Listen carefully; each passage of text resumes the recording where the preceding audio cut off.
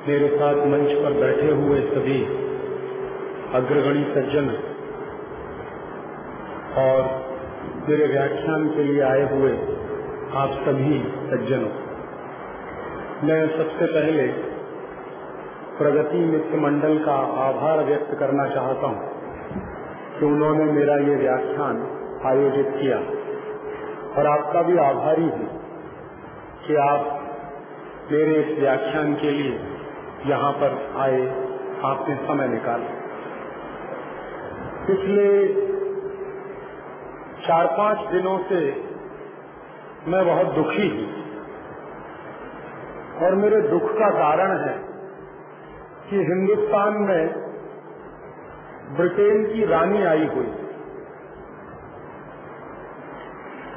और वो जो ब्रिटेन की रानी इस देश में आई है उसको हमारे देश की सरकार ने बाकायदा निमंत्रण देकर बुलाया है। तो एक बाजू में तो हमारी सरकार कहती है कि देश में आजादी के 50 साल पूरे हो गए हैं और हम आजादी की स्वर्ण जयंती मना रहे हैं। दूसरी तरफ हमारी सरकार ऐसे लोगों को बुलाकर ला रही है जिन्होंने ये देश गुलाम बनाया था, जिन अंग्रेजों ने इस देश पर 250 साल राज किया, जिन अंग्रेजों ने इस देश की पूरी अर्थव्यवस्था को बर्बाद कर दिया, जिन अंग्रेजों ने भारतीय खेती को बर्बाद कर दिया, भारतीय कृषि को बर्बाद किया, जिन अंग्रेजों ने भारतीय संस्कृति, भारतीय शिक्षण पद्धति को बर्बाद किया, जिन अंग्रेजों के कारण हमारे देश की न्याय पद्धति का नाश हो गया और जिन अंग्रेजों के कारण हमारे देश की कई पीढ़ियां गुलामी के दौर में अपने आप को जिंदा रखकर बढ़ा पाई आगे, ऐसे अंग्रेजों के प्रतिनिधि ब्रिटेन की रानी को हिंदुस्तान में बुलाना मुझे बहुत अखर रहा है। मेरे जैसे नौजवान को ये समझ में नहीं आ रहा है कि ब्रिटेन की रानी आई क्यों है। पिछले 50 साल में ब्रिटेन ने और ब्रिटेन की सरकार ने ऐसा कुछ नहीं किया जिससे ये सिद्ध होता हो कि ब्रिटेन की सरकार पश्चाताप करना चाहती है। और अगर वो पश्चाताप ही करना चाहते थे तो हिंदुस्तान से वो सारी व्यवस्थाओं को वापस ले जाते जो उन्होंने हिंदुस्तान में डालकर छोड़ी, लेकिन ऐसा तो हुआ नहीं है। और पिछले 50 साल में ब्रिटेन ने ऐसा कोई सबूत भी पेश नहीं किया है कि वो हिंदुस्तान के प्रति कोई दया भाव रखते हैं, कोई सद्भावना रखते हैं। तो ऐसे समय में जब इस देश की आजादी की स्वर्ण जयंती मनाई जा रही हो, इस देश में गुलामी के दिनों की याद दिलाने के लिए ब्रिटेन की महारानी को बुलाना मैं हिंदुस्तान के शहीदों का अपमान मानता हूं। हिंदुस्तान के जिन लाखों करोड़ों शहीदों ने ब्रिटेन की आताताई व्यवस्था को, ब्रिटेन की साम्राज्य व्यवस्था को हिंदुस्तान से उखाड़ फेंकने में अपने प्राणों का बलिदान किया हो, अपनी कुर्बानियां दी हो, लाखों नौजवान अंग्रेजों की गोलियों के शिकार हुए हो, हजारों लोगों को काले पानी की सजा मिली हो और हजारों लाखों लोगों को अंग्रेजों ने फांसी के फंदे पर लटकाया हो, ऐसे हिंदुस्तान में उन अंग्रेजों का स्वागत करना मुझे बहुत अपमानजनक लग रहा है। पिछले 5-6 दिनों से भारत सरकार जश्न मना रही है महारानी के हिंदुस्तान में आगमन का और इस देश का पग पग पर अपमान किया जा रहा है रानी के आने से। ब्रिटेन की रानी जो हिंदुस्तान में आई है, आप में से शायद बहुत कम लोग जानते होंगे इस बात को कि ब्रिटेन की रानी जो इस देश में आई है उसको पासपोर्ट और वीजा की जरूरत नहीं है हिंदुस्तान में आने के लिए। बिना पासपोर्ट के और बिना वीजा के रानी को हिंदुस्तान में बुलाया गया। दुनिया के किसी भी देश में आप जाइए, आपको पासपोर्ट अगर नहीं है आपके पास तो आप घुस नहीं सकते उस देश में। दुनिया के किसी भी देश में जाइए, अगर आपके पास वीजा नहीं है तो आपको एयरपोर्ट से ही वापस दूसरी फ्लाइट में भेज दिया जाएगा। दुनिया के किसी भी देश में ये प्रोटोकॉल नहीं है कि बिना पासपोर्ट और बिना वीजा के कोई आदमी एक देश से दूसरे देश में जा सके, ऐसा कहीं नहीं होता। ब्रिटेन की रानी को अगर अमेरिका में जाना पड़े तो अमेरिका में बाकायदा पासपोर्ट लेना पड़ता है, वीजा भी लेना पड़ता है, तब ब्रिटेन की रानी अमेरिका जा सकती है। अगर ब्रिटेन की रानी को जर्मनी जाना पड़े, फ्रांस जाना पड़े, तो फ्रांस की सरकारें बिना वीजा और पासपोर्ट के ब्रिटेन के किसी भी राजा या रानी को अपने देश में घुसने की परमिशन नहीं देते। वो लोग क्या मानते हैं कि ये हमारे देश के राष्ट्रीय सम्मान का प्रश्न है, इसलिए कभी भी ब्रिटेन की रानी अगर फ्रांस जाए, अमेरिका जाए या किसी भी ऐसे देश में जाए तो वहां पर उनको पासपोर्ट लेना ही पड़ता है, वीजा लेना ही पड़ता है। लेकिन हिंदुस्तान में रानी आई है बिना पासपोर्ट और वीजा के, क्यों? ऐसा क्यों है? एक तरफ तो हम ये कहते हैं कि ब्रिटेन का साम्राज्य खत्म हो गया है, ब्रिटेन का राज्य खत्म हो गया है। पहले कभी ब्रिटेन की महारानी हमारी महारानी होती थी, अब तो हमारी महारानी वो नहीं है, क्योंकि अब तो अंग्रेजों का राज्य नहीं है इस देश में, अब तो अंग्रेजों का शासन नहीं है, अब तो अंग्रेजों की व्यवस्था नहीं चलती। तो जब ये देश गुलाम था अंग्रेजों का, उस जमाने में रानी अगर बिना पासपोर्ट और वीजा के आती थी तो समझ में आता था, क्योंकि वो अपने ही एक दूसरे देश में जाती थी। इंग्लैंड के लोग हिंदुस्तान को अपना एक उपनिवेश मानते थे, अपनी एक कॉलोनी मानते थे।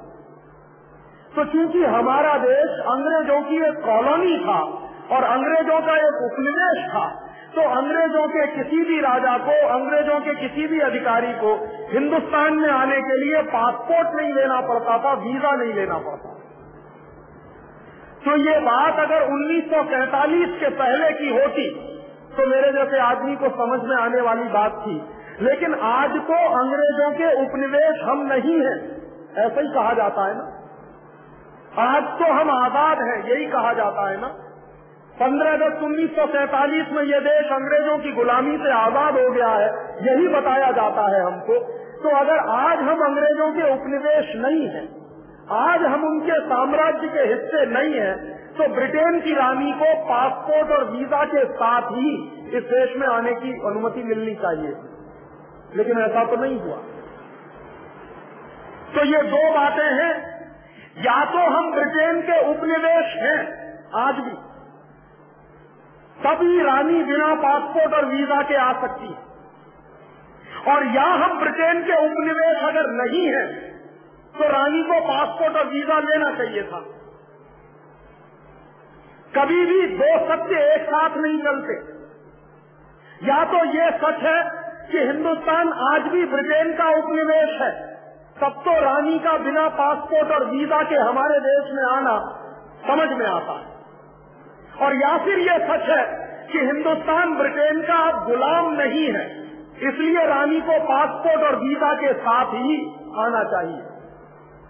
लेकिन घटना तो ये घटित हुई है कि रानी को पासपोर्ट और वीजा की जरूरत नहीं है, ये बात हिंदुस्तान की सरकार ने कही है। तो इसका एक ही अर्थ निकलता है, या तो ये अर्थ निकलता है जैसे आप अगर विदेश जाएं और आप हिंदुस्तान के नागरिक हैं, तो हिंदुस्तान की नागरिक की हैसियत से आप दुनिया के किसी भी देश में जाइए घूमने के लिए।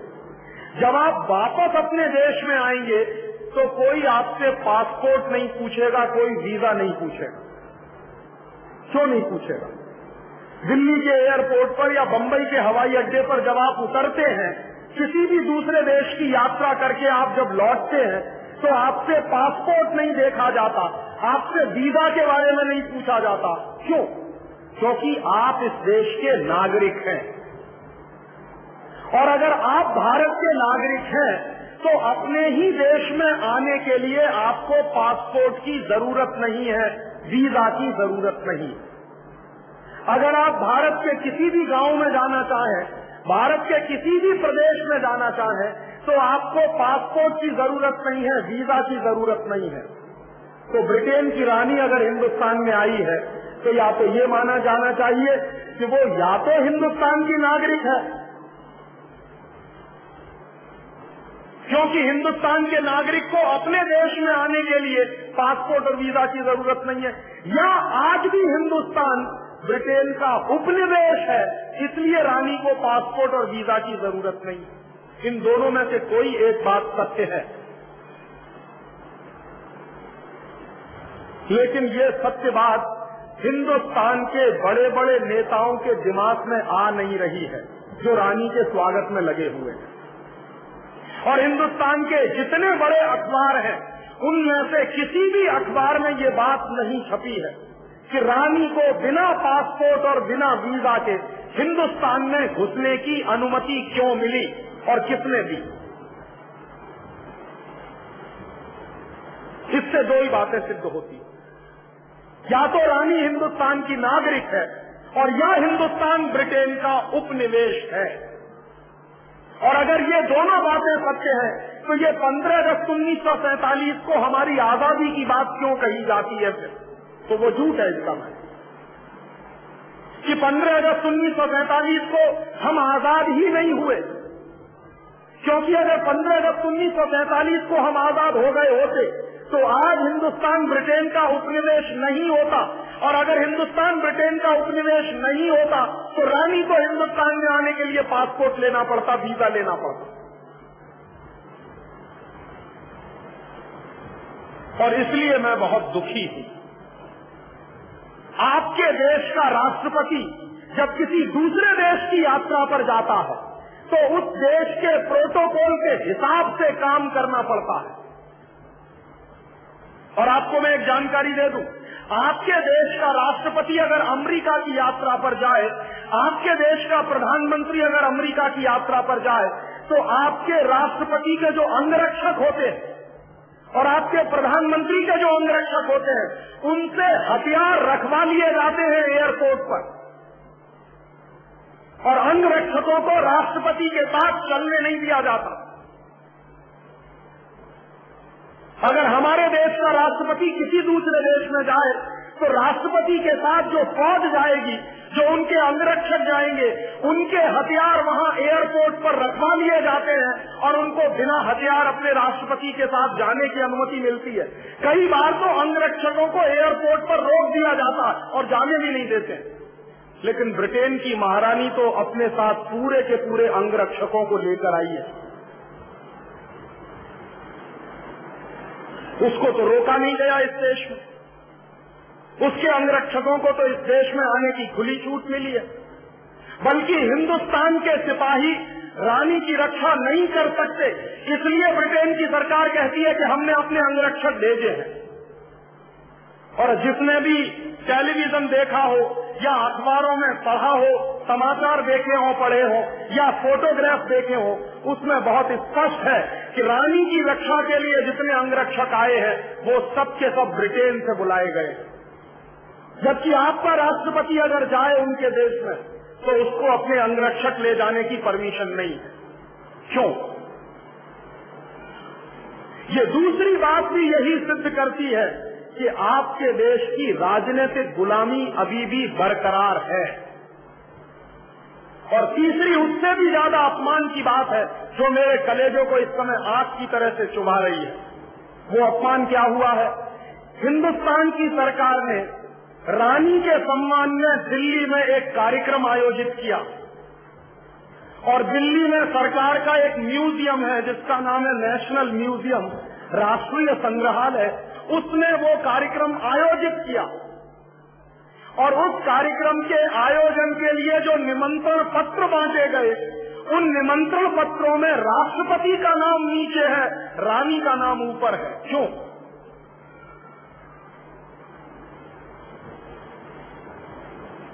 हिंदुस्तान की सारी राष्ट्रीय अस्मिता और सम्मान को चोट पहुंचाई है जब रानी का नाम ऊपर है और हमारे देश के राष्ट्रपति का नाम नीचे है।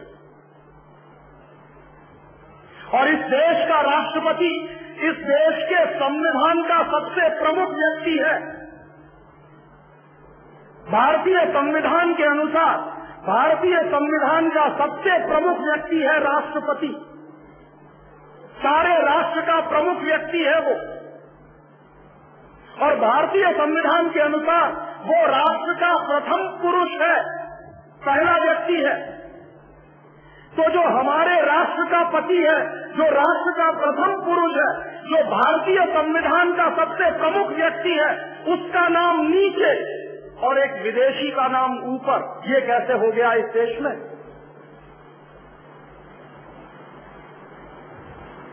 और इसको मैं भारतीय संविधान का सरासर अपमान मानता हूं। इसको मैं भारतीय राज्य व्यवस्था का सरासर अपमान मानता हूं। और ये अपमान आपकी सरकार ने किया है, क्योंकि वो निमंत्रण कार्ड भारत सरकार ने छपाया है।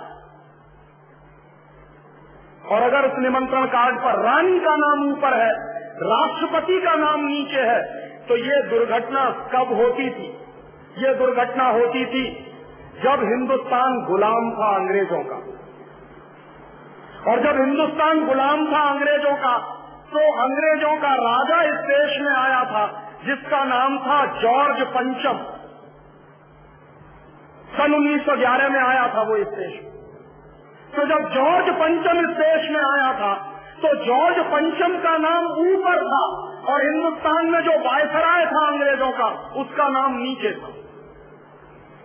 तो उस जमाने में अगर ये दुर्घटना हुई तो मैं मानने को तैयार हूं कि 1911 में ये देश ब्रिटेन का गुलाम था, उपनिवेश था, ब्रिटेन का शासन इस देश पर चलता था। लेकिन आज आजादी के 50 साल में अगर वही दुर्घटना हो रही है तो कौन सी बात मैं मानूं? या तो ये देश ब्रिटेन का उपनिवेश है, तभी ये संभव हो सकता है कि ब्रिटेन की महारानी का नाम ऊपर हो और हिंदुस्तान के राष्ट्रपति का नाम नीचे हो। क्योंकि इंग्लैंड में और ब्रिटेन में ये परंपरा है, इंग्लैंड का जो प्राइम मिनिस्टर होता है, ब्रिटेन का जो प्राइम मिनिस्टर होता है, उसका नाम हमेशा रानी के नाम के नीचे होता। और ब्रिटेन में रानी की हैसियत राष्ट्रपति के बराबर की होती है, तो वहां रानी का नाम ऊपर होता है और ब्रिटेन की संसद का जो प्रधानमंत्री होता है उसका नाम नीचे होता है, क्योंकि रानी ब्रिटेन की महारानी है। मेरे देश की तो नहीं है महारानी, लेकिन मेरे देश में ये क्यों हो गया? और ये कोई प्रिंटिंग मिस्टेक थी ऐसा नहीं है। भारत सरकार ने बाकायदा इसके लिए तर्क दिया है कि हमने ये किया है और जानबूझकर किया है। और मैं ये इंतजार कर रहा हूं कि ये जो सुप्रीम कोर्ट हमने बनाए हैं, ये संविधान की रक्षा करने के लिए बनाए हैं हमने। और अगर संविधान का अपमान हो रहा है तो हिंदुस्तान का सुप्रीम कोर्ट खामोश क्यों है? क्यों नहीं पिछले 5 दिन में भारत सरकार के खिलाफ सुप्रीम कोर्ट ने कोई स्ट्रिक्चर इशू किया है? क्यों नहीं किया? क्या हमने सुप्रीम कोर्ट इसलिए बनाए हैं कि ये खामोशी के साथ देश का अपमान होते हुए देखें, देश के संविधान का अपमान होते हुए देखें? इसलिए हमने बनाए हैं ये सुप्रीम कोर्ट। हिंदुस्तान का सुप्रीम कोर्ट खामोश है। इतने बड़े राष्ट्रीय अपमान के प्रश्न पर सुप्रीम कोर्ट बोल नहीं रहा है। सब खामोशी के साथ मुंह सिलकर बैठे हुए हैं। और दूसरी तरफ हिंदुस्तान की सारी राजनीतिक पार्टियों के बड़े नेता खामोश है। किसी भी नेता का बयान नहीं आया है इतने बड़े राष्ट्रीय अपमान के प्रश्न पर। किसी भी राजनीतिक पार्टी ने बयान नहीं दिया है इतना बड़ा अपमान हुआ है इस देश का इस सवाल पर। और इस देश में कुछ राजनीतिक पार्टियों को तो हम राष्ट्रवादी कहते हैं, कुछ राजनीतिक पार्टियां तो भारतीय संस्कृति के लिए मरने मिटने को तैयार हैं, कुछ राजनीतिक पार्टियां तो भारतीय अस्मिता के लिए अपनी जान न्यौछावर करने को तैयार है। ऐसी राजनीतिक पार्टियों की तरफ से भी कोई बयान नहीं है आज तक। जो अपने आप को राष्ट्रवादी मानते नहीं, उनसे तो हम कोई उम्मीद कर नहीं सकते, लेकिन जो हमेशा से अपने आप को राष्ट्रवादी कहते हैं, उनकी तरफ से भी तो कोई बयान नहीं आया है। इतना बड़ा राष्ट्रीय अपमान का प्रश्न है ये। और उससे भी बड़ा राष्ट्रीय अपमान उस दिन हुआ जब रानी को दिल्ली में 21 तोपों की सलामी दी गई। हिंदुस्तान में प्रोटोकॉल है। प्रोटोकॉल क्या है कि जब कोई नया राष्ट्रपति पद ग्रहण करता है तब नए राष्ट्रपति को 21 तोपों की सलामी दी जाती है, बाकी किसी को नहीं दी जाती। जब कोई नया व्यक्ति राष्ट्रपति बनता है तब हिंदुस्तान के पार्लियामेंट के प्रोटोकॉल के अनुसार उसको 21 तोपों की सलामी दी जाती है।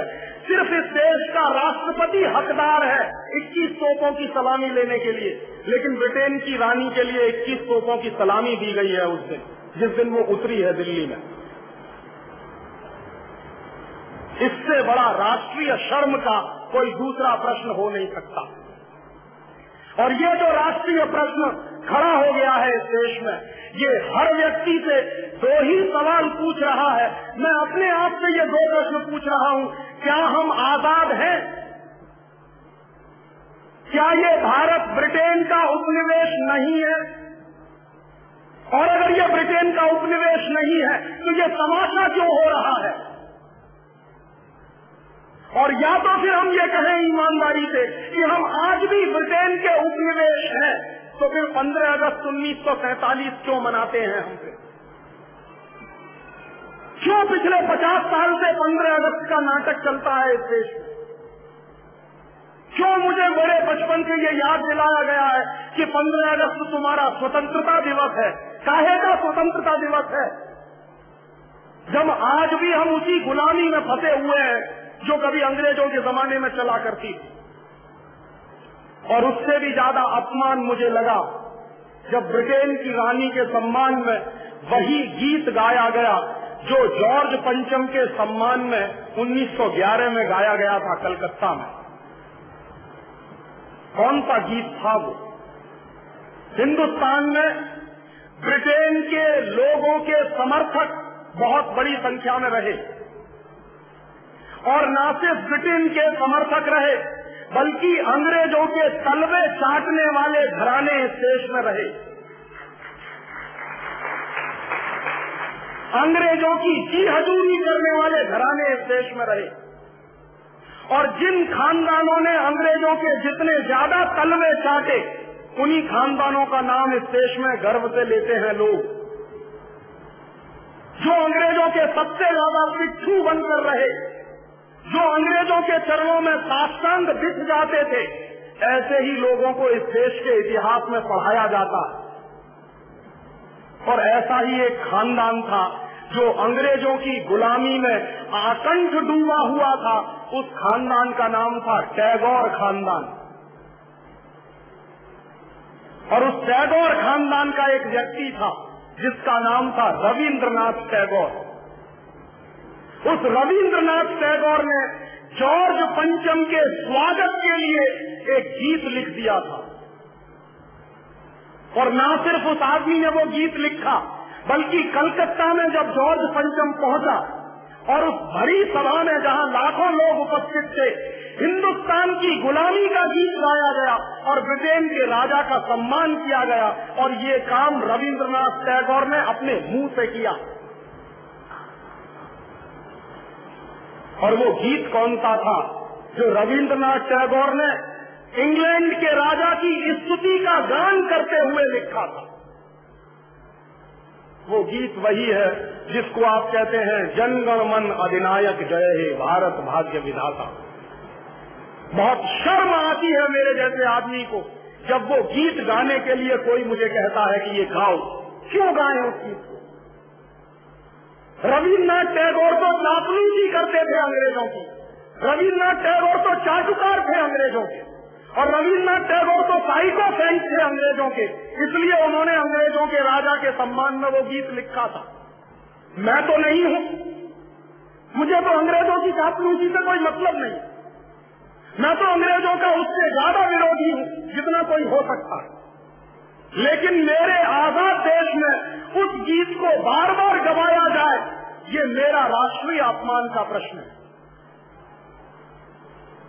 और जिस गीत को अंग्रेजों के राजा जॉर्ज पंचम के स्वागत में गाया था रविन्द्रनाथ टैगोर ने, वही गीत 5 दिन पहले दिल्ली के एयरपोर्ट पर गाया गया महारानी के सम्मान में। आपने कभी ध्यान दिया है उस गीत के शब्द क्या है और उन शब्दों का मतलब क्या है?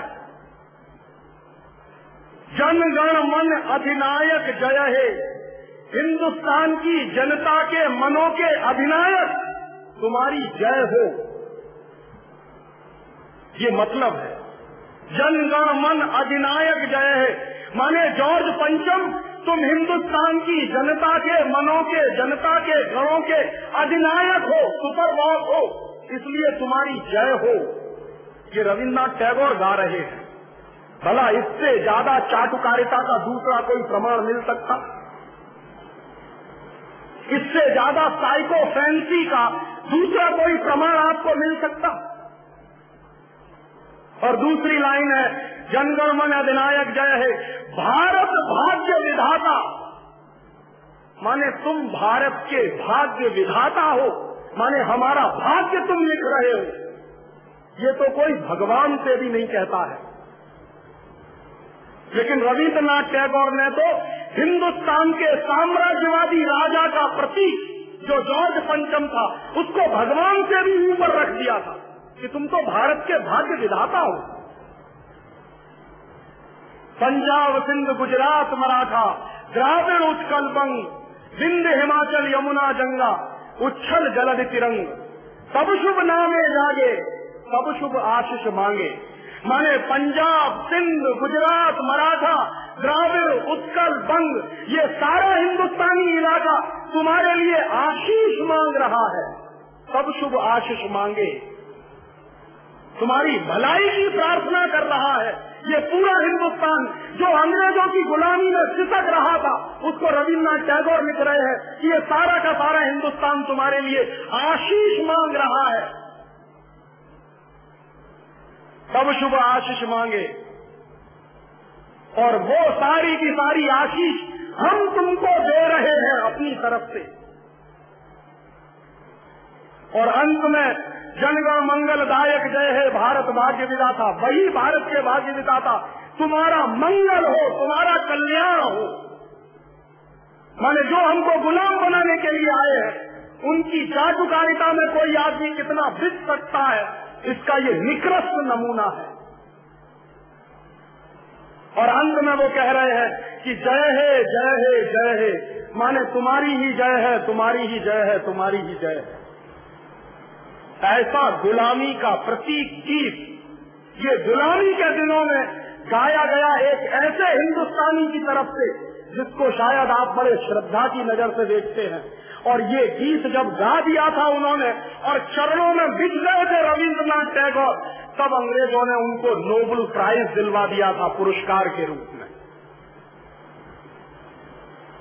रविन्द्रनाथ टैगोर को ऐसे ही नोबेल प्राइज नहीं मिला था। अंग्रेजों ने कुछ नियम बनाए थे, कुछ परंपराएं बनाई थी। और अंग्रेजों के नियम क्या थे? जो अंग्रेजों की जितनी ज्यादा चाटुकारिता करे, जो अंग्रेजों के जितने ज्यादा पैर चाटे, उसी को अंग्रेजी सरकार राय बहादुर का खिताब देती थी। उसी को अंग्रेजी सरकार हिंदुस्तान में और इंग्लैंड में नाइटहुड की पदवियां दिया करती। ऐसे ही लोगों को अंग्रेजों की तरफ से इनाम मिलते थे क्योंकि वो अंग्रेजों के चरण चाटते थे और हिंदुस्तान को गालियां देते थे। और ऐसे चरण चाटू लोग आपने नाम सुना है, हिंदुस्तान के राजाओं के दरबार में कुछ चारण और भाट हुआ करते थे। वो चारण और भाट क्या करते थे? राजा चाहे जितना गंदा हो, चाहे जितना बदमाश हो, चाहे जितना लफंगा हो, लुच्चा हो, वो चारण और भाट हमेशा राजा की प्रशंसा ही करते थे। बदले में राजा उनको कुछ इनाम बांटता था। ऐसे चारण भाटों का खानदान है ये टैगोर खानदान, जिन्होंने ये गीत लिखा है।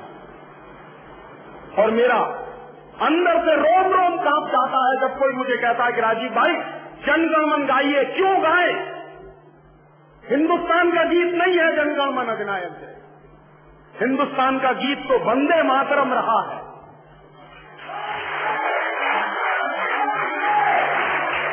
और ये वंदे मातरम जैसा गीत जो हिंदुस्तान की आजादी की लड़ाई का प्रतीक था, जो हिंदुस्तान के लोगों में खून में जोश भरने का काम करता था, उस वंदे मातरम जैसे गीत को हिंदुस्तान में राष्ट्रीय गीत का दर्जा दिलवाने में 50 साल लग गया हमको, अब जाके हुआ है। लेकिन जो गुलामी के जमाने का गीत था जनगणमन अधिनायक जय है, वो आजादी के तुरंत बाद हिंदुस्तान के उन गुलाम लोगों ने, जो शरीर से आजाद होंगे लेकिन दिमाग से गुलाम होंगे, हिंदुस्तान का राष्ट्रीय गीत बनाया था। और आप में से बहुत कम लोग जानते होंगे कि कांग्रेस के 2 अधिवेशन हुए थे, जिन दोनों अधिवेशनों में ये फैसला हुआ था सर्वसम्मति से कि हिंदुस्तान की आजादी के बाद जनगणमन हमारा राष्ट्रीय गीत नहीं रहेगा। ये फैसला हुआ था कांग्रेस की समिति में। लेकिन उन्हीं कांग्रेस के लुच्चे नेताओं ने आजादी के बाद उसी को अपने देश का राष्ट्रीय गीत घोषित करवा दिया। इससे ज्यादा शर्म की दूसरी बात कोई हो नहीं सकती। और वो गीत जिस तरह से गाया गया था जॉर्ज पंचम की अगुवाई करने के लिए, जॉर्ज पंचम का स्वागत करने के लिए कलकत्ता में लाखों लोगों के बीच में, वही गीत अब फिर गाया गया है महारानी के सम्मान में उस दिन दिल्ली के एयरपोर्ट पर। कैसे कहें कि ये देश आजाद है? 1911 में जो हमने सुना है वही तो आज हम हमारी आंखों के सामने देख रहे हैं। उस जमाने में चारण भाटों का काम टैगोर जैसे खानदान के लोग करते थे। आज भी चारण भाटों की कमी नहीं है, जो रात दिन महारानी के सम्मान में कविताएं लिख रहे हैं, लेख लिख रहे हैं। मैं तो पिछले 6 दिनों से अखबार पढ़ रहा हूँ। इस देश में ऐसे लोगों की कमी नहीं है जो अंग्रेजों के समर्थन में, रानी के समर्थन में अपनी लेखनी घिसे चले करे जा रहे हैं, इसी उम्मीद में कि शायद फिर से अंग्रेजों की दया दृष्टि हो जाए तो हमको भी कोई नोबेल प्राइज मिल जाए या राय बहादुर का खिताब मिल जाए।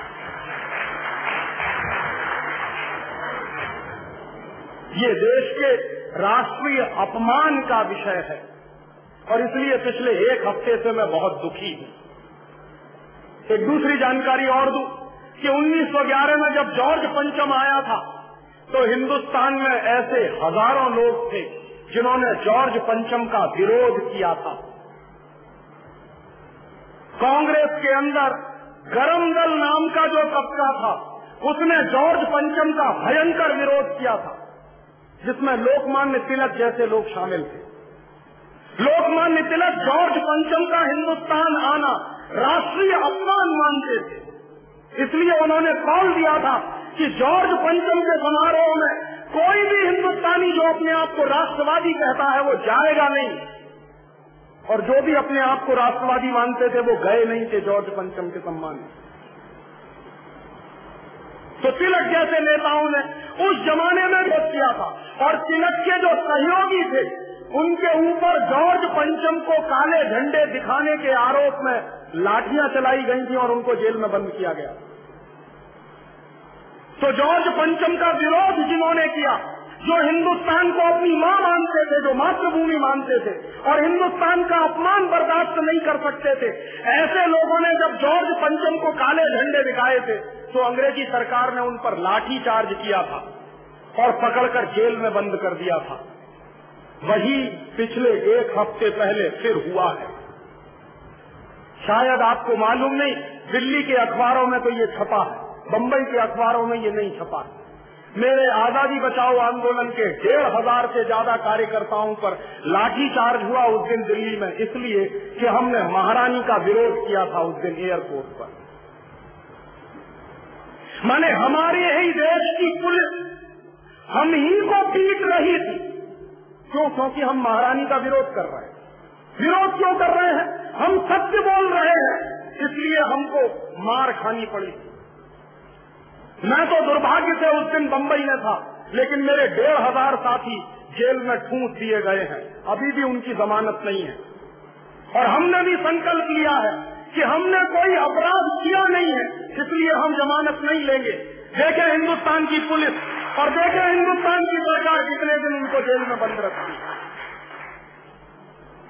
हमने देश के सम्मान के प्रति अपने साथियों को दांव पर लगाया और उन 1500 साथियों में आप ये सुनकर आश्चर्य करेंगे, ताज्जुब करेंगे कि बहनों की संख्या 300 है। उन 300 बहनों पर भी पुलिस ने लाठीचार्ज किया। क्यों किया है?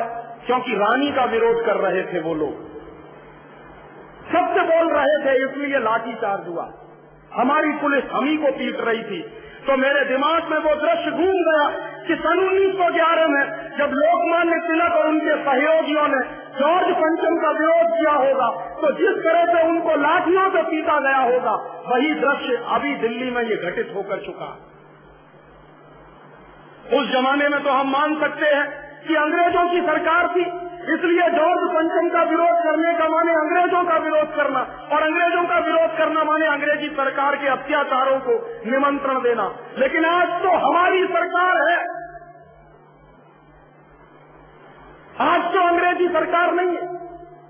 ये हम कैसे भूलें कि जो सरकार चला रहे हैं वो हमारे ही वोट से चुनकर गए हैं, वो अंग्रेजों के प्रतिनिधि नहीं है। ये हम कैसे भूलें कि इन नेताओं को आपने हमने ही वोट देकर चुनकर भेजा है दिल्ली में, और वो नेता ब्रिटेन की रानी की रक्षा करने के लिए हिंदुस्तान के नागरिकों पर लाठीचार्ज करवा सकते हैं। ये 1911 में होता था, वो आज क्यों हो रहा? इसलिए मेरा दिल बहुत दुखी कि क्या हो रहा है इस देश में, कौन सी आजादी है और कैसी आजादी है। और इस राष्ट्रीय अपमान के प्रश्न को दुर्भाग्य से हिंदुस्तान की कोई राजनीतिक पार्टी उठा नहीं रही है, क्योंकि सबको डर लगता है। क्या डर लगता है? कि हो जाए साल 2 साल में हमारे हाथ में सत्ता आए तो सब तो अपना कैलकुलेशन कुर्सी और सत्ता के हिसाब से करते, कोई भी राष्ट्र के हिसाब से कैलकुलेशन करता नहीं। इस गलतफहमी में आप मत रहिए कि राष्ट्रवादी लोग राष्ट्र के हिसाब से कैलकुलेशन करते हैं। अगर वो राष्ट्र के हिसाब से कैलकुलेशन करते तो उन लोगों के साथ कभी नहीं सोते जिनको जिंदगी भर वो गालियां देते रहे। सबके कैलकुलेशन अपने कुर्सी के हिसाब से हैं, अपने सत्ता के हिसाब से हैं। इतनी अकेले नहीं आई, उसके साथ ब्रिटेन की कंपनियों के बड़े बड़े अधिकारियों का पूरा दल आया है। ब्रिटेन की जो मल्टीनेशनल कॉरपोरेशंस हैं, ब्रिटेन की जो बड़ी बड़ी कंपनियां हैं, उन कंपनियों के बड़े बड़े अधिकारियों का पूरा दल आया है, पूरा दस्ता आया है। रानी अकेले नहीं आई, जॉर्ज पंचम भी अकेले नहीं आया था। 1911 में जब जॉर्ज पंचम आया था तो उसके साथ ब्रिटेन की उस जमाने की कंपनियों के बड़े बड़े अधिकारी आए थे। क्यों आए थे? जॉर्ज पंचम और उसके साथ उस जमाने में ब्रिटेन की कंपनियों के अधिकारी क्यों आए थे? क्योंकि जॉर्ज पंचम ये कहता था कि मेरे साथ जो ब्रिटिश कंपनियों के अधिकारी आए हैं वो हिंदुस्तान में अपना बाजार स्थापित करेंगे, इसके लिए मैं उनको लेकर आया हूं। तो हिंदुस्तान को ब्रिटेन ने अपना बाजार बनाया था,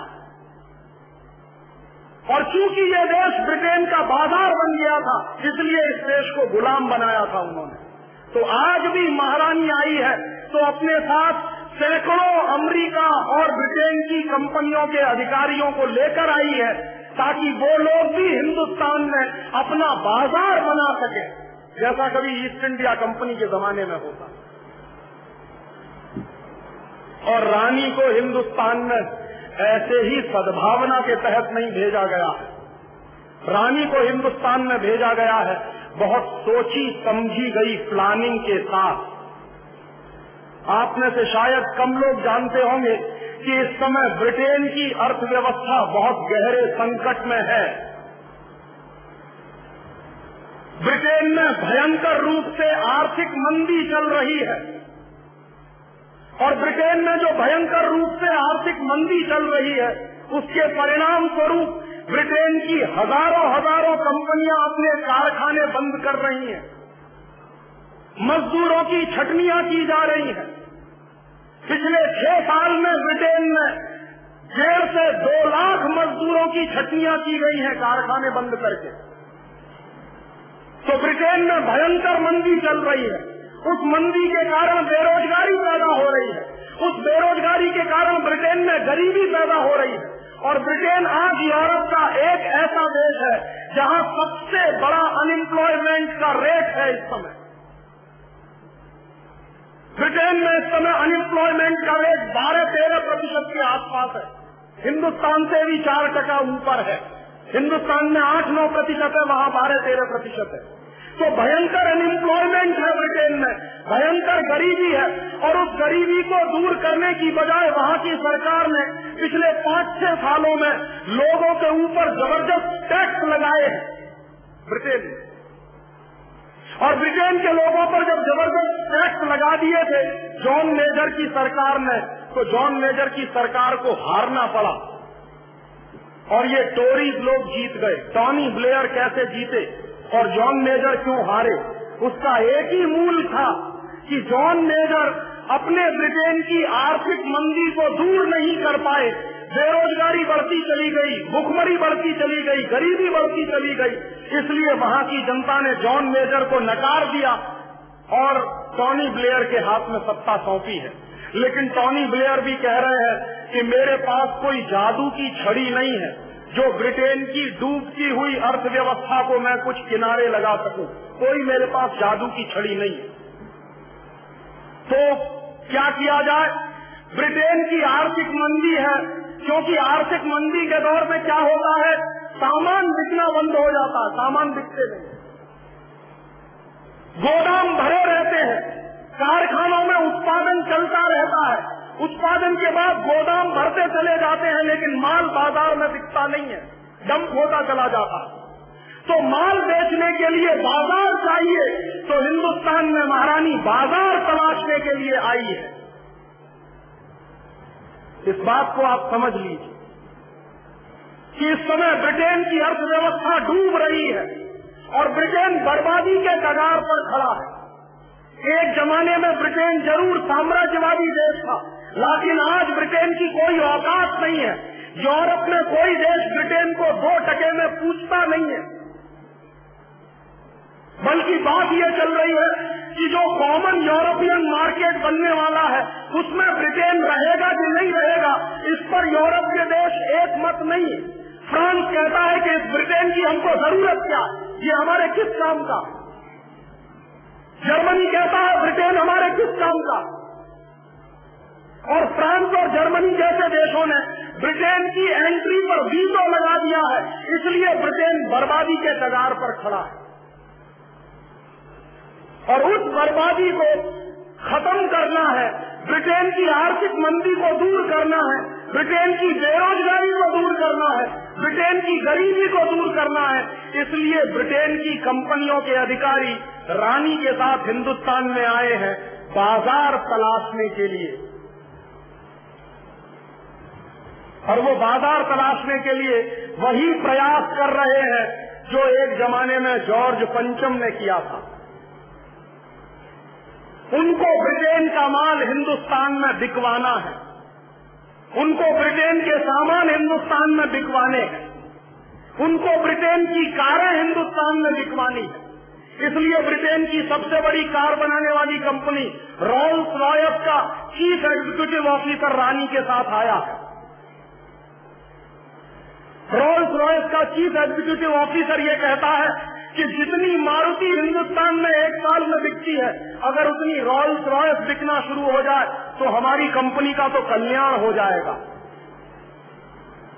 तो वो आपके देश में अपना बाजार बनाने के लिए आए हैं, न कि आपके प्रति उनके मन में कोई सदाशयता है, न आपके प्रति उनके मन में कोई दया पैदा हो गई है। इस राजनीति को समझिए, ये बहुत ऊंचे स्तर की राजनीति इस देश में चल रही है।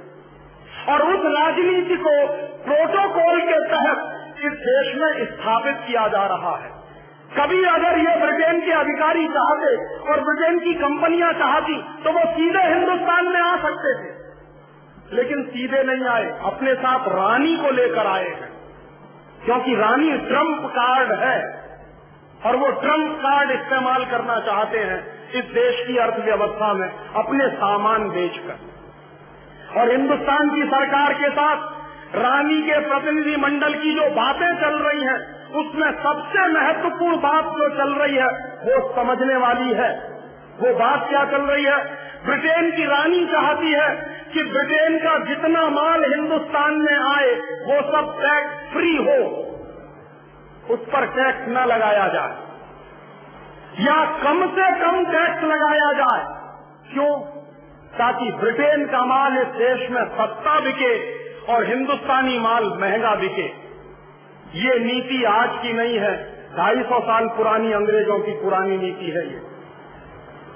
उस जमाने में भी अंग्रेजों ने हिंदुस्तान को अपना बाजार बनाया था, तो अंग्रेजों ने एक ही नीति चलाई थी कि ईस्ट इंडिया कंपनी का माल टैक्स फ्री बिकता था और हिंदुस्तानी कंपनियों के माल पर टैक्स लगाया जाता था। और हिंदुस्तानी कंपनियों पर 1,000% का टैक्स लगाया जाता था और ब्रिटेन का माल टैक्स फ्री बिकता था। तो अंग्रेजों को फायदा क्या हुआ था कि जिन अंग्रेजों का माल दुनिया में कहीं नहीं बिकता था, उन्हीं अंग्रेजों का माल हिंदुस्तान में बिकना शुरू हो गया था।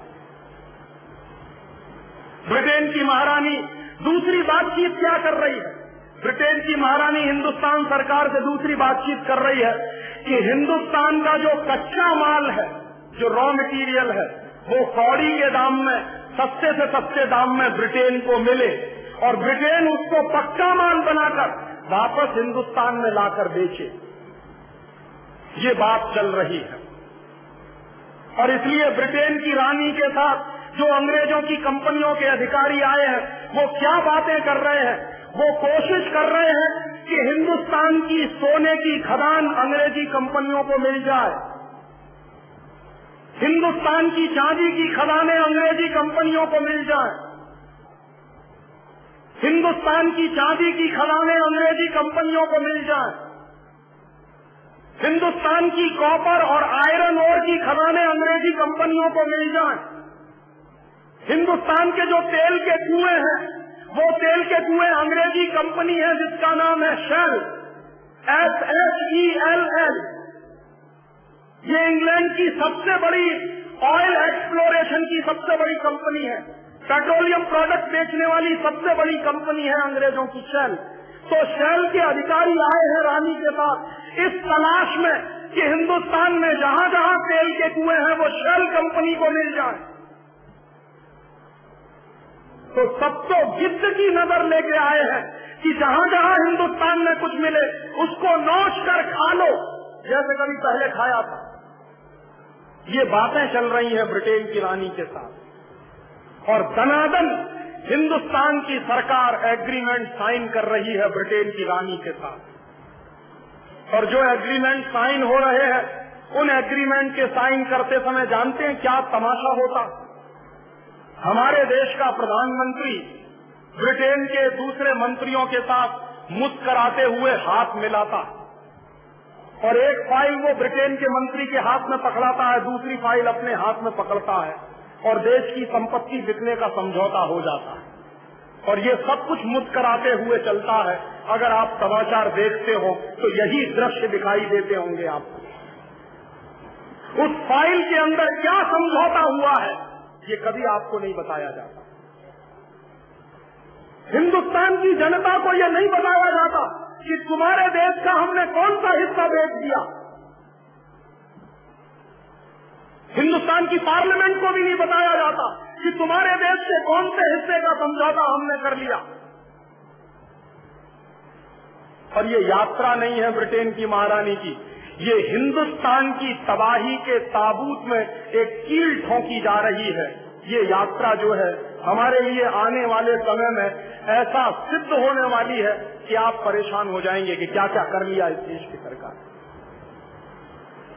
और इसलिए मैं बहुत दुखी हूं पिछले 5-6 दिनों से कि ये देश बिक रहा है मेरी आंखों के सामने, और ब्रिटेन की रानी और उसके साथ जो अधिकारी आए हैं वो खरीद रहे हैं इस देश की संपत्ति को, लेकिन सब राजनीतिक पार्टियां मौन हैं और पार्लियामेंट भी चुप है। सुप्रीम कोर्ट भी बोलता नहीं है, हाई कोर्ट भी बोलता नहीं है। जिनको बोलने के लिए ही हमने भेजा था वहां पार्लियामेंट, वो सब गुम छल्ले बनकर उनके आगे पीछे घूम रहे हैं। दो तो ऐसी राजनीतिक पार्टियां हैं इस देश में, सीपीएम और सीपीआई। वो कहते हैं कि हमारा तो जन्म ही हुआ है साम्राज्यवाद के खिलाफ लड़ने के लिए। तो वो साम्राज्यवाद के खिलाफ कैसे लड़ रहे हैं? ब्रिटेन की रानी को फूल हार पहना रहे हैं उनके मंत्री। ऐसे साम्राज्यवाद के खिलाफ वो लड़ रहे हैं इस देश में। किसको कहें? कभी कभी तो ऐसा लगता है कि जैसे हिंदुस्तान के राजनीति के कुएं में भांग पड़ी हुई है, जो पीता है वही बौरा जाता है, जो पीता है वही पागल हो जाता है। कोई एक भी सेंस वाला नेता इस देश में दिखाई नहीं दे रहा है। जिसकी जरा भी दूरदृष्टि हो वो देख नहीं रहे हैं हम इस देश में कोई भी एक ऐसा नेता। और ब्रिटेन की रानी का आना ये आपके देश की राजनीतिक गुलामी का एक प्रतीक है, और शायद ये सच ही है। ब्रिटेन की रानी जब हिंदुस्तान में आई है, आप में से बहुत कम जानते हैं कि ब्रिटेन की रानी हिंदुस्तान की नागरिक है। कौन से कानून के आधार पर? आप पूछेंगे अगर मुझसे, तो कानून कौन सा है? 1897 में इस देश में एक कानून बनाया गया था जिसका नाम है इंडियन सिटीजनशिप एक्ट। और 1897 में वो जो इंडियन सिटीजनशिप एक्ट का कानून बनाया गया, उस कानून में ये प्रावधान है कि कोई भी ब्रिटेन का व्यक्ति हिंदुस्तान का नागरिक हो सकता है। और ये कानून अंग्रेजों ने बनाया आज से 100 साल पहले। आप चाहें तो इस कानून की प्रतियां बाजार में बिकती हैं। भारत सरकार ने पब्लिश किया है। इस कानून का टाइटल है इंडियन सिटीजनशिप एक्ट 1897। किसी भी कानून की किताब बेचने वाली दुकान पर आपको ये मिल जाएगा। 7 रुपए की कॉपी आती है, खरीद लीजिए और पढ़ लीजिए। उसका प्रोविजन बहुत स्पष्ट कहता है कि कोई भी ब्रिटेन का नागरिक हिंदुस्तान का नागरिक हो सकता है। और ये 1897 का 100 साल पुराना कानून 1997 में भी चल रहा है, और उसी कानून के आधार पर रानी बिना पासपोर्ट और वीजा के इस देश में आई है। और दूसरी बात का जवाब मैं आपको दे रहा हूं कि क्या हम आज भी ब्रिटेन के उपनिवेश हैं? तो आप अगर ये जानना चाहते हैं तो 1946 का एक कानून है जिसका नाम है इंडियन इंडिपेंडेंस एक्ट। वो खरीद कर पढ़ लीजिए, इसका जवाब आपको वहां मिल जाएगा। 1946 का जो इंडियन इंडिपेंडेंस एक्ट है वो अंग्रेजों ने पारित किया था लंदन में। और अंग्रेजों ने 1946 के इंडियन इंडिपेंडेंस एक्ट को पारित करने के बाद क्या किया था? उस कानून के पारित होने के बाद भारत और पाकिस्तान का बंटवारा किया था अंग्रेजों ने। बहुत कम लोग ये जानते हैं कि हिंदुस्तान और पाकिस्तान का बंटवारा अंग्रेजों ने किया था बाकायदा कानून बनाकर, और उस कानून का नाम है इंडियन इंडिपेंडेंस एक्ट। और उस कानून की प्रस्तावना में, प्रियम्बुल में बहुत साफ साफ लिखा है कि इस कानून के लागू होने के बाद भारत और पाकिस्तान 2 डोमिनियन स्टेट्स बनेंगे। डोमिनियन स्टेट का माने क्या होता है? एक बड़े राज्य के अधीन छोटा राज्य। डोमिनियन स्टेट का अगर शब्द अर्थ जानना चाहे तो चैम्बर्स की डिक्शनरी खोल लीजिए, ऑक्सफोर्ड वाली खोल लीजिए, दुनिया की किसी भी अंग्रेजी किताब की डिक्शनरी खोल लीजिए। डोमिनियन स्टेट का माने एक बड़े स्टेट के अधीन एक छोटा राज्य। माने हम, भारत और पाकिस्तान 1946 के उस कानून के आधार पर डोमिनियन स्टेट बनाए गए हैं। ना कि इंडिपेंडेंट नेशन। और डोमिनियन स्टेट और इंडिपेंडेंट नेशन में बहुत फर्क है। और हम डोमिनियन स्टेट हैं किसके? हिज हाईनेस माने यूनाइटेड किंगडम की रानी, उसके हैं हम डोमिनियन स्टेट। 1946 का इंडियन इंडिपेंडेंस एक्ट भी बाजार में मिलता है, आप खरीद लीजिए, वो भी 10 रुपए का आता है। उस कानून को पूरा पढ़े या न पढ़े, उसका प्रियम्बल पढ़ लीजिए, आपकी आंखें खुल जाएंगी कि क्यों ब्रिटेन की महारानी का नाम हिंदुस्तान के राष्ट्रपति के नाम के ऊपर है। इसका जवाब मिलता है 1946 के इंडियन इंडिपेंडेंस एक्ट के कानून।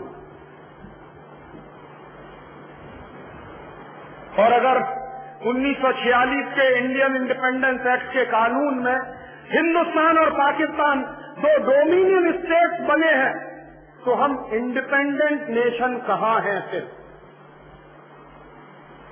तब आजाद कहां हैं हम? और शायद आप में से बहुत कम लोग जानते हैं कि हिंदुस्तान की जो एंट्री है कॉमनवेल्थ कंट्रीज में, तो कॉमनवेल्थ में हमारी entry as a British dominion करके है, न कि इंडियन रिपब्लिक के नाम से। और ये इतना गंभीर प्रश्न है, ये गंभीर प्रश्न हिंदुस्तान की आजादी के समय उठाया जाना चाहिए था। और कुछ लोगों ने उठाया भी था, लेकिन उनकी बात को किनारे कर दिया गया, क्योंकि उस जमाने के जो बड़े नेता थे उनको सत्ता की और कुर्सी की वैसी ही भूख थी जैसी आज सीताराम केसरी को है। मैं आपसे बहुत विनम्र शब्दों में कह रहा हूं कि पंडित नेहरू के मन में जितना लालच था कुर्सी का और सत्ता का, वो उतना ही है जितना सीताराम केसरी के मन में है। कोई फर्क नहीं है। पंडित नेहरू 1 मिनट भी प्रधानमंत्री पद की कुर्सी मेरे हाथ से चली जाए इसके लिए तैयार नहीं थे। और इतिहास इस बात को अभी खोदेगा किसी दिन, तो जवाब मिलेगा कि हिंदुस्तान में सरदार पटेल के नाम पर कांग्रेस ने जब वोट पड़ा था, कांग्रेस वर्किंग कमेटी की मीटिंग हुई और कांग्रेस वर्किंग कमेटी की मीटिंग में ये फॉर्मूला निकाला गया था कि कांग्रेस के तमाम प्रदेशों के अध्यक्ष जिस नाम पर वोट डालेंगे वही आदमी हिंदुस्तान का पहला प्रधानमंत्री बनेगा। और इसका फॉर्मूला कैसे बनाया गया था कि जिस आदमी के नाम पर सबसे ज्यादा वोट पड़ेंगे वो कांग्रेस का प्रेसिडेंट बनेगा और कांग्रेस का प्रेसिडेंट ही हिंदुस्तान का प्राइम मिनिस्टर बनेगा। ये फॉर्मूला कांग्रेस वर्किंग कमेटी ने निकाला था और उस फॉर्मूले के आधार पर वोट डलवाए गए थे। और उस जमाने में कांग्रेस में 15 प्रदेश अध्यक्ष थे और 15 प्रदेश अध्यक्षों ने जब वोट डाला तो उनमें से 14 वोट सरदार पटेल के पक्ष में पड़े थे, 1 वोट पंडित नेहरू के पक्ष में पड़ा था सिर्फ। और जब पंडित नेहरू के पक्ष में 1 वोट पड़ा तो पंडित नेहरू हार गए और सरदार पटेल जीत गए। तो कांग्रेस वर्किंग कमेटी के फॉर्मूले के आधार पर सरदार पटेल को कांग्रेस का अध्यक्ष बनाना तय हुआ और सरदार पटेल जब अध्यक्ष बनेंगे तो वही हिंदुस्तान के प्रधानमंत्री बनेंगे, ये भी तय हुआ। तब उस समय पंडित नेहरू ने कितनी गद्दारी का काम किया उसकी एक घटना मैं आपको सुनाता हूं। बहुत कम लोग जानते हैं कि जिस आदमी को आप चाचा नेहरू कहते रहे उसने सारे देश को कैसे बेचा है, उसकी आप घटना सुनिए। तो पंडित नेहरू के चरित्र में और सीताराम केसरी के चरित्र में आपको कोई फर्क नहीं समझ में आएगा। हुआ क्या, जब सरदार पटेल वोट जीत गए 14 वोटों से, मैसिव मेजॉरिटी से, तो तय हो गया कि अब तो कांग्रेस के प्रेसिडेंट सरदार पटेल बनेंगे और पंडित नेहरू हार गए, जमानत जब्त हो गई। कारण क्या था? पंडित नेहरू को कांग्रेस में कोई पसंद नहीं करता था। ये सबसे बड़ा सच है, कांग्रेस में कोई पंडित नेहरू को पसंद नहीं करता था। क्यों? उसका कारण था कि पंडित नेहरू चुरूट भी पीते थे, सिगरेट भी पीते थे और लेडी माउंटबेटन के साथ उनके जो संबंध थे उनके बारे में कांग्रेस का बच्चा बच्चा जानता था। नेहरू जैसा चरित्रहीन व्यक्ति इस देश में शायद ही कोई दूसरा होगा। ये मैं कह रहा हूं, और उस कन्विक्शन के आधार पर जो नेहरू के बारे में जानकारियां मुझे मिली, और आप अगर ये जानकारियां देखना चाहें तो मेरे पास ऐसे 4 फोटोग्राफ हैं जो पंडित नेहरू की धज्जियां उड़ा सकते हैं इस देश में। उनमें से 2 फोटोग्राफ तो अभी छप चुके हैं। आपने अगर 15 अगस्त 1997 की इंडिया टुडे पढ़ी हो और नहीं पढ़ी हो तो जरूर खरीद लीजिए, कहीं से मिल जाएगा। उस 15 अगस्त 1997 की इंडिया टुडे में पंडित नेहरू के 2 फोटोग्राफ छपे हैं, और उन दोनों फोटोग्राफ को देखने के बाद किसी भी शर्मदार आदमी की आंखें शर्म से नीचे झुक जाएंगी। वो उस आदमी के वो दृश्य हैं उसमें। कोई भी शर्मनाक आदमी ये मानने को तैयार नहीं होगा कि ये हिंदुस्तान का पहला प्रधानमंत्री था। इसलिए कांग्रेस में पंडित नेहरू को कोई पसंद नहीं करता, लेकिन पंडित नेहरू को सबसे ज्यादा पसंद करते थे अंग्रेज और लॉर्ड माउंटबेटन। लॉर्ड माउंटबेटन को तो बाकायदा भेजा गया था पंडित नेहरू को फंसाने के लिए, और पंडित नेहरू उसमें फंसे थे। तो लॉर्ड माउंटबेटन और अंग्रेज पंडित नेहरू को पसंद करते थे। क्यों? क्योंकि पंडित नेहरू के बारे में सभी अंग्रेज ये कहा करते थे कि ये आदमी शरीर से हिंदुस्तानी है लेकिन इसकी आत्मा अंग्रेज है, इसलिए इसके हाथ में सत्ता दे दो तो कोई वादा नहीं है, अंग्रेजों का ही शासन इस देश में चलता रहेगा। इसलिए अंग्रेज पंडित नेहरू को पसंद करते थे, और अंग्रेज चूंकि पंडित नेहरू को पसंद करते थे तो बाकायदा पंडित नेहरू की छवि अखबारों में बनाई गई थी मीडिया हाइप के आधार पर। इस देश के जननेता नहीं थे। जननेता होते तो क्यों 14 वोट सरदार पटेल के पक्ष में पड़े और क्यों एक ही वोट पंडित नेहरू के पक्ष में पड़ा? और जब पंडित नेहरू ने समझ लिया और देख लिया कि अब दाल गलने वाली नहीं है, मैं चुनाव भी हार गया हूं, कांग्रेस वर्किंग कमेटी में मेरी मेजॉरिटी भी नहीं रही है, तो पंडित नेहरू गए गांधी जी के पास, और ये गांधी जी की जीवन की सबसे ब्लंडर मिस्टेक मैं मानता हूं जो हुई। क्या किया? पंडित नेहरू गए बापू के पास, और बापू को उन्होंने सीधे सीधे कहा कि बापू, अगर मैं हिंदुस्तान का प्रधानमंत्री नहीं बना तो मैं कांग्रेस को तोड़ दूंगा, और अगर कांग्रेस टूट जाएगी तो अंग्रेज हिंदुस्तान से नहीं जाएंगे। फिर उनको ये बहाना मिल जाएगा कि कौन सी कांग्रेस को हम सत्ता दें, जो कांग्रेस पंडित नेहरू वाली है उसको सत्ता दें, या जो पंडित नेहरू के बाहर की कांग्रेस है उसको सत्ता दें। तो बापू पंडित नेहरू की इस ब्लैकमेलिंग के शिकार हुए, और बापू ने पर्सनल चिट्ठी लिखी। वो पर्सनल चिट्ठी गांधी जी के रिकॉर्ड्स में है, आप चाहें तो देख सकते हैं। गांधी वांग्मय के 100 अंक हैं जो भारत सरकार ने छापे, और गांधी वांग्मय के 100 अंकों के जो लास्ट फेज के अंक हैं उनके आधार पर एक किताब छपी है जिसका नाम है पूर्ण आहुति, और प्यारे लाल जी ने वो किताब लिखी। प्यारे लाल जी गांधी जी के सेक्रेटरी हुआ करते थे, तो प्यारे लाल जी ने पूर्ण आहुति में वो चिट्ठी छापी है जो गांधी जी ने पटेल को लिखी थी। क्या चिट्ठी है? कि सरदार पटेल, मैं जानता हूं कि तुम जीत गए, लेकिन नेहरू को प्रधानमंत्री बनाना है, इसलिए मैं चाहता हूं कि तुम वापस ले लो अपना नाम। सरदार पटेल ने बापू से सीधे मिलकर कहा कि बापू, ये आपकी अगर अंतरात्मा है तो मैं तो हमेशा आपका सेवक रहा हूं, आप कहते हो तो मैं अपना नाम वापस ले लेता। और सरदार पटेल ने इतनी दरिया दिली दिखाई।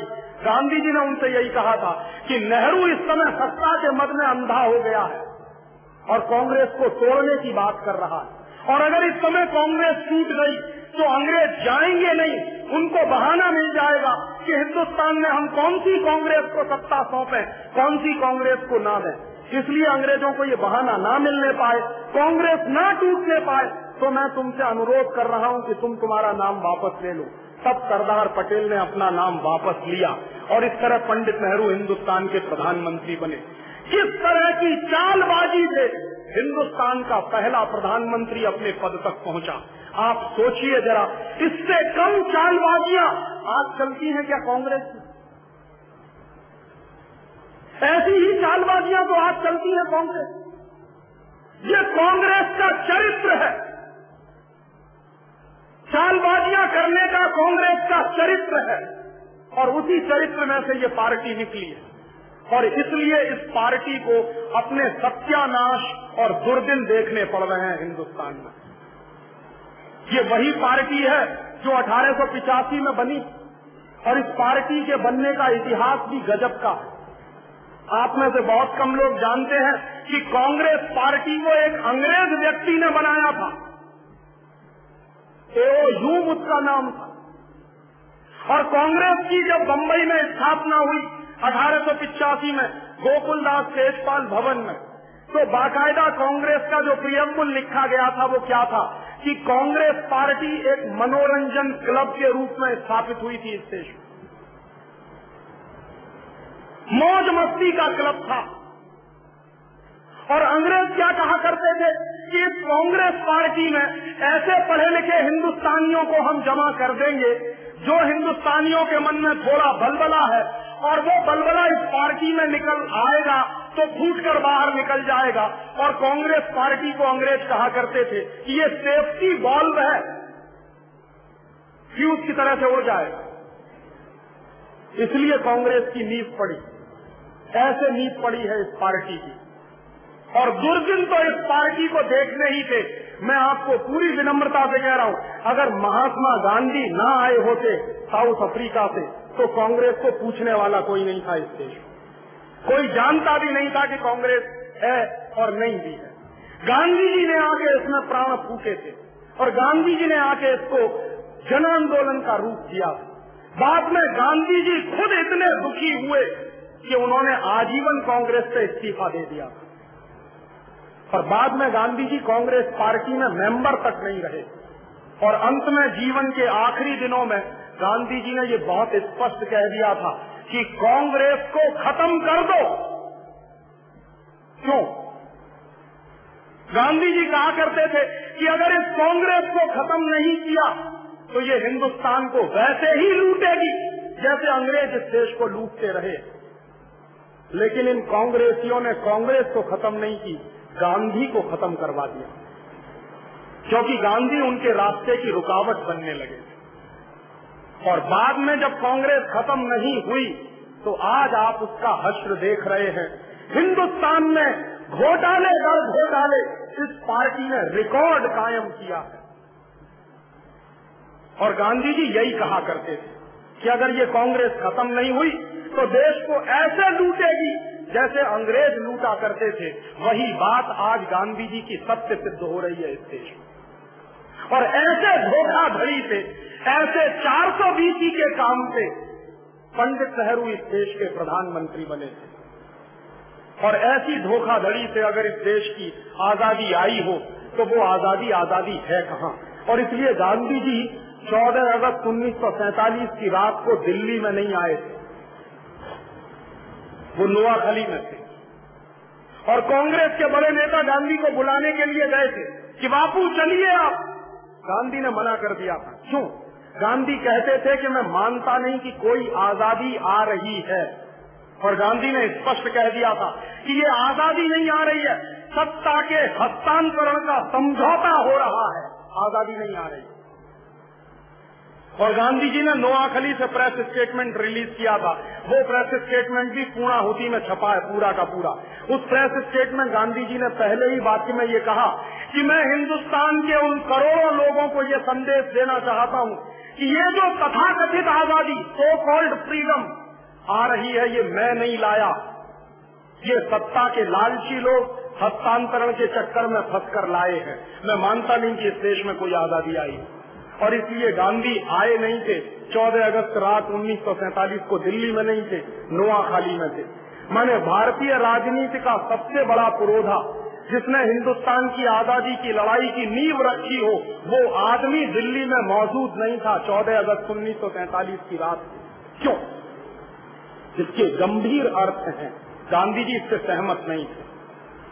और 14 अगस्त 1947 की रात को जो कुछ हुआ है, 14 अगस्त 1947 की रात को जो कुछ हुआ है वो आजादी नहीं आई। ट्रांसफर ऑफ पावर का एग्रीमेंट साइन हुआ था। पंडित नेहरू और लॉर्ड माउंटबेटन के बीच में। ट्रांसफर ऑफ पावर का एग्रीमेंट और इंडिपेंडेंस ये दो अलग चीजें हैं। स्वतंत्रता और सत्ता का हस्तांतरण ये दो अलग चीजें हैं। और सत्ता का हस्तांतरण कैसे होता है?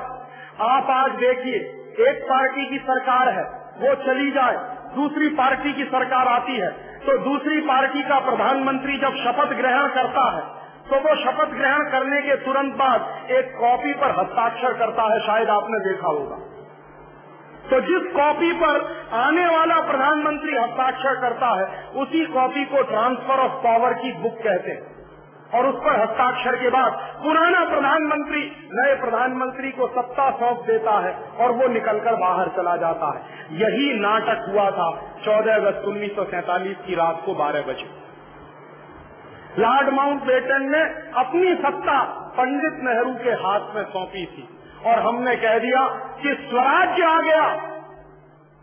कैसा स्वराज्य और काहे का स्वराज्य? अंग्रेजों के लिए स्वराज्य का मतलब क्या था और हमारे लिए स्वराज्य का मतलब क्या था? अंग्रेज कहते थे कि हमने स्वराज दिया, माने अंग्रेजों ने अपना राज तुमको सौंप दिया। ये अंग्रेजों का इंटरप्रिटेशन था। और हिंदुस्तानी लोगों का इंटरप्रिटेशन था कि हमने स्वराज्य ले लिया, अंग्रेजों ने अपना राज्य तुमको सौंपा था ताकि कुछ दिन तुम इसको चला लो, जब जरूरत पड़ेगी तो हम दोबारा आ जाएंगे। और अभी महारानी इसीलिए याद दिलाने के लिए वापस आई है कि हमने 50 साल पहले जो अपना राज तुमको सौंपा था उस राज की हालत क्या है, वही देखने के लिए शायद महारानी इस देश में आई। और उससे भी ज्यादा अपमान की बात मुझे तब लगी कि हिंदुस्तान की इस नपुंसक सरकार ने रानी को जलियांवाला बाग की जमीन पर उतरने की छूट दी। जिस जलियांवाला बाग में हिंदुस्तान के हजारों शहीदों का खून बिछा है, जिस जलियांवाला बाग में हिंदुस्तान के हजारों शहीदों ने अपनी कुर्बानी दी है, उस जलियांवाला बाग में रानी को उतरने की छूट देना हिंदुस्तान के शहीदों की शहादत का सबसे बड़ा अपमान है जो इस सरकार ने किया। रानी किससे माफी मांगेगी? ब्रिटेन की प्रेस ने यह हंगामा मचाया कि जलियांवाला बाग में जाकर रानी माफी मांगना चाहती है। किससे माफी और कैसी माफी? पहले आपने हजारों लोगों को गोली से मार दिया और अब कहते हैं आई एम सॉरी। पहले हिंदुस्तान के हजारों शहीदों को खून से रंग दिया और फिर कहते हैं सॉरी। और रानी किसको माफ कर सकती है? इसकी हैसियत क्या है? इसकी औकात क्या है? हमको माफ करने की उसकी कोई औकात है?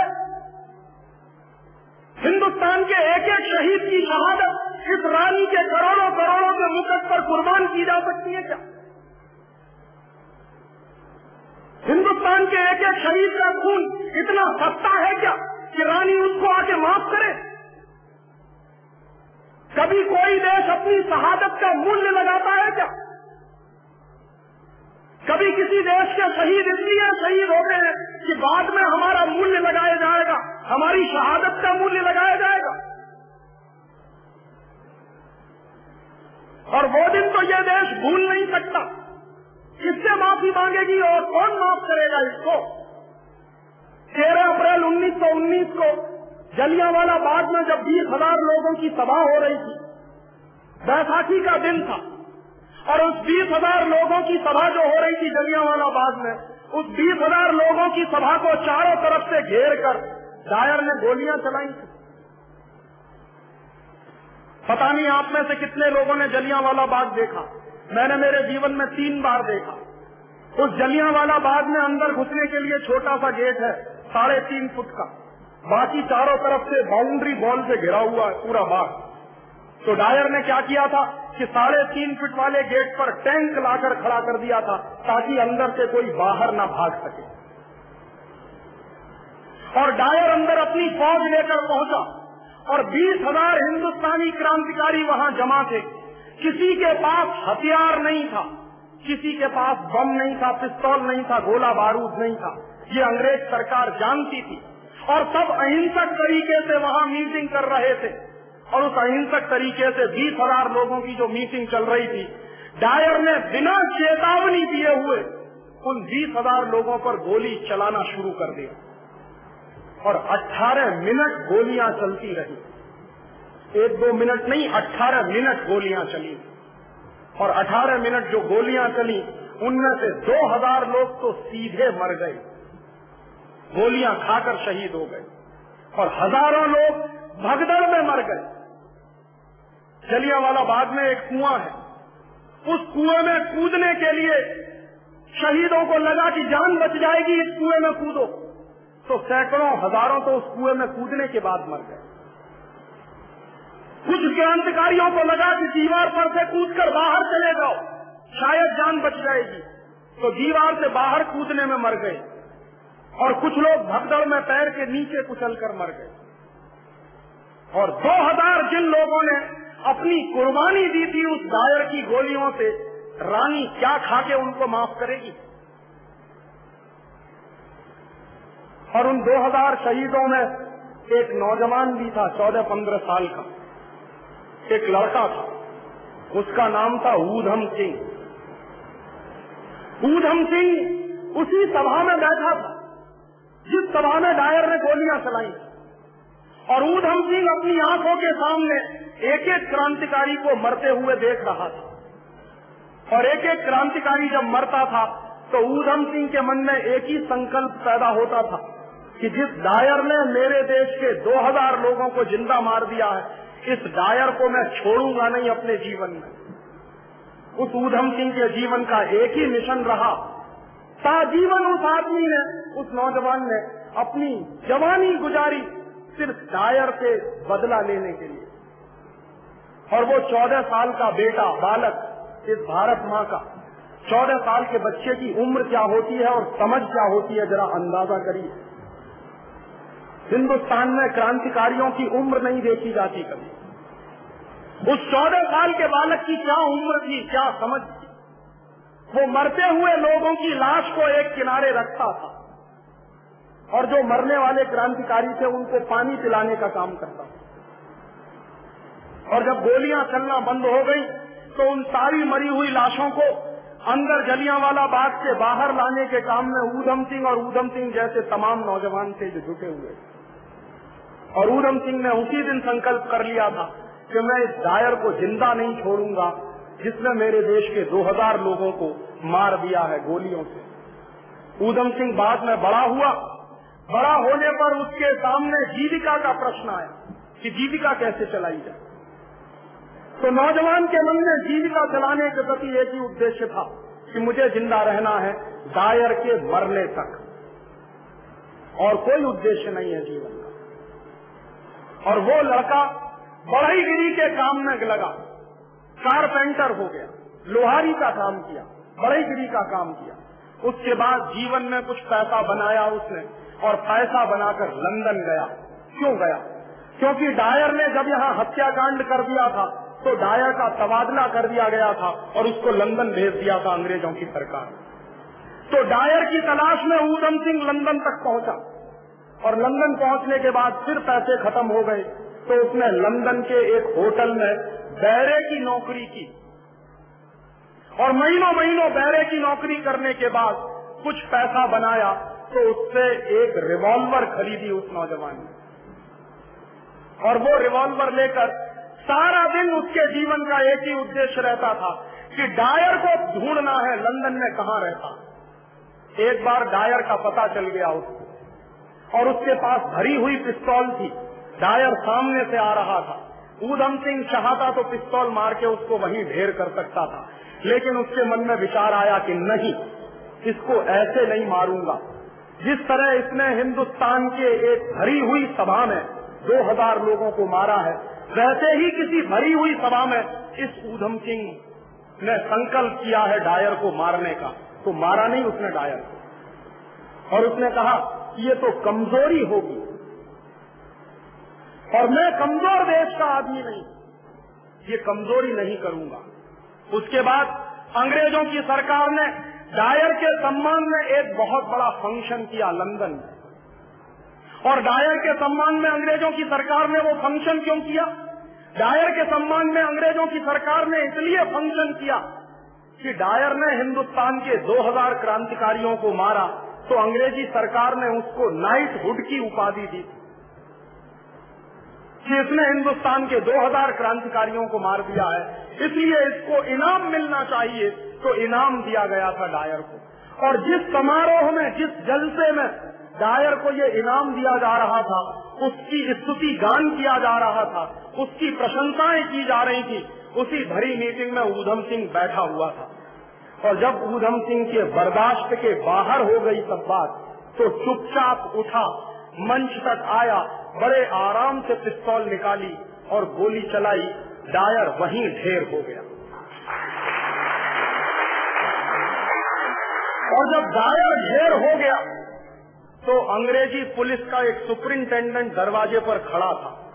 उसके हाथ कांप गए कि एक हिंदुस्तानी नौजवान में इतनी हिम्मत है कि भरी हुई सभा में से उठकर बड़े आराम से आया और मंच पर गोली चलाकर आराम से चला गया। ऊधम सिंह ने उस सुपरिंटेंडेंट को कहा कि मुझे गिरफ्तार करो।